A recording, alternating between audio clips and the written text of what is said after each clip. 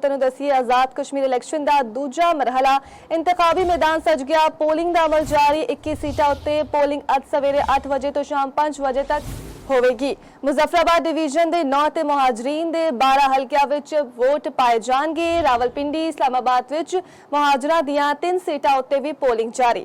ਮੁਸਲਿਮ ਲੀਗ ਨੂਨ people's party ਤੇ ਆਈਪੀਪੀ ਵਿੱਚ ਕੁੰਡੇ ਦੇ ਮੁਕਾਬਲੇ ਦੀ ਤਵੱਕੋ। 12 ਲੱਖ ਤੋਂ ਵੱਧ ਰਜਿਸਟਰਡ ਵੋਟਰ ਹੱਕੇ ਰਾਹੀਂ ਦਹੀ ਇਸਤੇਮਾਲ ਕਰਨਗੇ।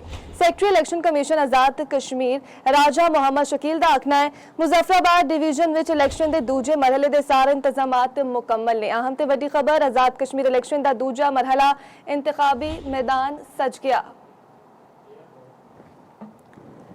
पोलिंग का अमल जारी। 21 सीटां उत्ते पोलिंग अज सवेरे 8 बजे शाम 5 बजे तक होगी। मुजफ्फराबाद डिवीजन के 9 ते मुहाजरीन के 12 हल्कियां विच वोट पाए जाएंगे।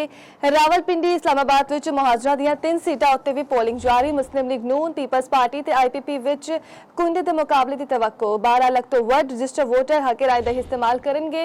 सैकटरी इलैक्शन कमीशन आजाद कश्मीर राजा मुहम्मद शकील का आखना है मुजफ्फराबाद डिवीजन विच इलैक्शन के दूजे मरहले के सारे इंतजामात मुकम्मल ने। अहम ते वड्डी खबर आजाद कश्मीर इलैक्शन का दूजा मरहला इंतखाबी मैदान सज गया। पोलिंग का अमल जारी। 21 सीटां उत्ते पोलिंग अज सवेरे 8 बजे तो शाम 5 बजे तक होगी। मुजफ्फराबाद डिवीजन के 9 ते मुहाजरीन के 12 हल्कियां विच वोट पाए जाएंगे।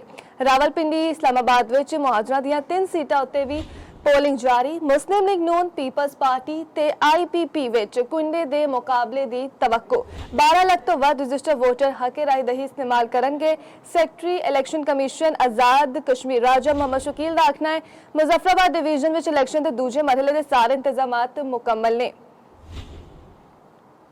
अहम तो वड्डी खबर आजाद कश्मीर इलैक्शन का दूजा मरहला इंतखाबी मैदान सज गया। पोलिंग का अमल जारी। 21 सीटां उत्ते पोलिंग आज सवेरे 8 बजे तो शाम 5 बजे तक होगी। मुजफ्फराबाद डिवीजन के 9 ते मुहाजरीन के 12 हल्कियां विच वोट पाए जाएंगे। रावलपिंडी इस्लामाबाद विच मुहाजरा दीयां 3 सीटां उत्ते भी पोलिंग जारी। मुस्लिम लीग नून पीपल्स पार्टी ते आईपीपी विच कुंडे के मुकाबले की तवक्को। 12 लाख तो वध रजिस्टर वोटर हके राही दही इस्तेमाल करेंगे। सैकटरी इलैक्शन कमीशन आजाद कश्मीर राजा मुहम्मद शकील का आखना है मुजफ्फराबाद डिवीजन के इलैक्शन के दूजे मरहले के सारे इंतजामात मुकम्मल ने। अहम ते वड्डी खबर आजाद कश्मीर इलैक्शन का दूजा मरहला इंतखाबी मैदान सज गया। पोलिंग का अमल जारी। 21 सीटां उत्ते पोलिंग अज सवेरे 8 बजे तो शाम 5 बजे तक होगी।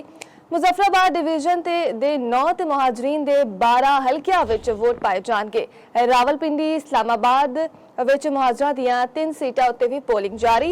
मुस्लिम लीग नून पीपल्स पार्टी ते आईपीपी विच कुंडे दे मुकाबले की तवक्को। 12 लाख तो वध रजिस्टर वोटर हक राय दही इस्तेमाल करेंगे। सैकटरी इलैक्शन कमीशन आजाद कश्मीर राजा मुहम्मद शकील का आखना है मुजफ्फराबाद डिवीजन विच इलैक्शन के दूजे मरहले के सारे इंतजामात मुकम्मल ने। अहम ते वड्डी खबर आजाद कश्मीर इलैक्शन का दूजा मरहला इंतखाबी मैदान सज गया। पोलिंग का अमल जारी।